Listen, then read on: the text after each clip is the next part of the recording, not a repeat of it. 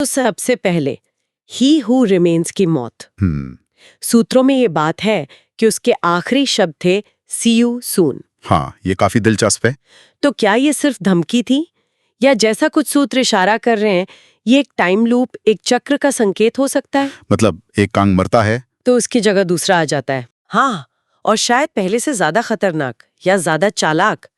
Quantumania की वो council वो इसी तरफ इशारा करती है ना? बिल्कुल।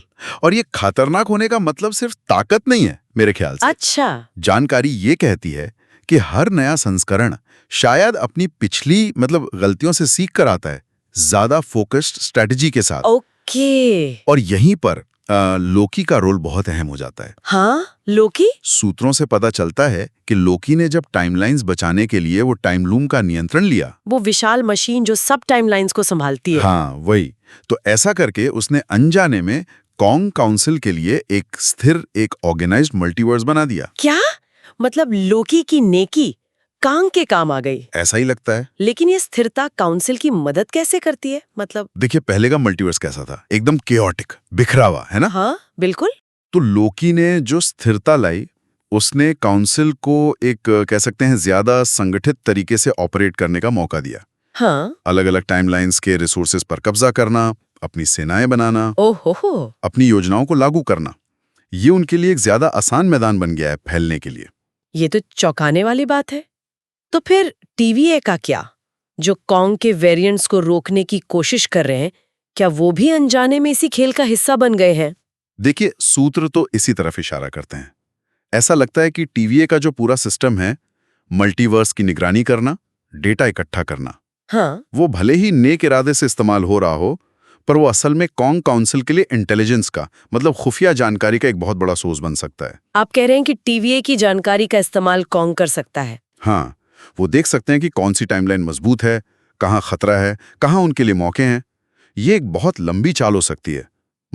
आपका रक्षक ही अनजाने में दुश्मन का जासूस बन जाए। बाप रे। अच्छा, और इस पूरी पहेली में वो विक्टर टाइमली कहाँ फिट होता है?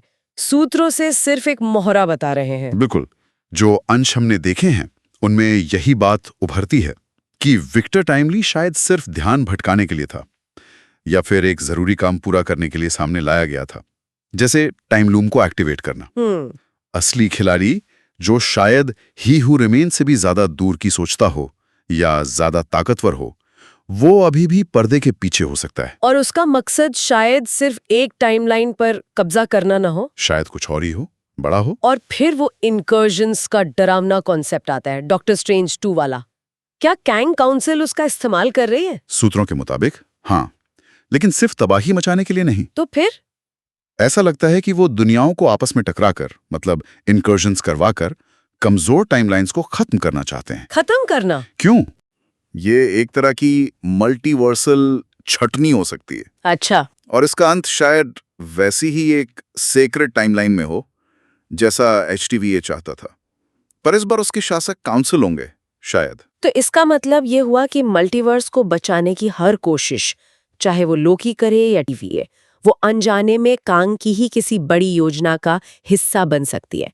ये तो काफी निराशाजनक तस्वीर है। हाँ, ये निश्चित रूप से एक गंभीर सवाल खड़ा करता है।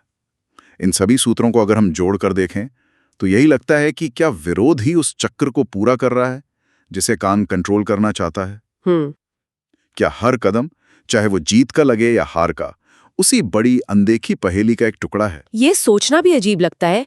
क्या मल्टीवर्स का भाग्य सच में पहले से तय है, या फिर क्या कोई ऐसा रास्ता है जो इस पूरे चक्र को तोड़ सके, जिसके बारे में सूत्र अभी कुछ नहीं बता रहे हैं? ये सवाल वाकई सोचने वाला है। बिल्कुल, ये हमें सोचने पर मजबूर करता है कि आगे क्या होगा।